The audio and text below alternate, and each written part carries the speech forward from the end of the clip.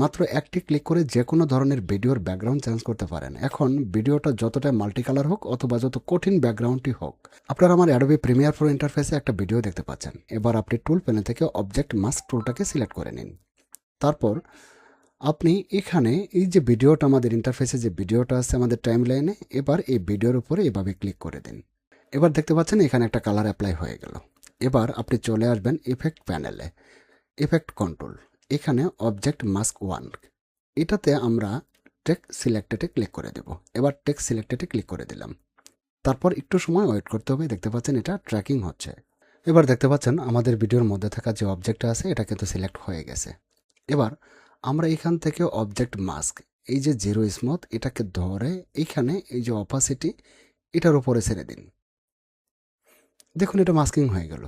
এবার ভিডিওটি প্লে করে দেখুন, একদম ব্ল্যাঙ্ক ব্যাকগ্রাউন্ড। আচ্ছা চলুন এবার আমরা পেছনে একটা ব্যাকগ্রাউন্ড অ্যাড করে দিই। আচ্ছা ধরুন আমি আমার কম্পিউটার ড্রাইভ থেকে এই ব্যাকগ্রাউন্ডটাকে নিলাম। এবার এই ব্যাকগ্রাউন্ডটা আমি এখানে লাগাবো। এটাকে আমি একটু উপরের লেয়ারে দিয়ে দিলাম।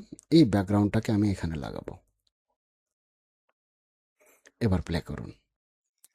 এবার প্লে করে দেখুন স্মুথলি ব্যাকগ্রাউন্ডটা চেঞ্জ হয়ে গেছে।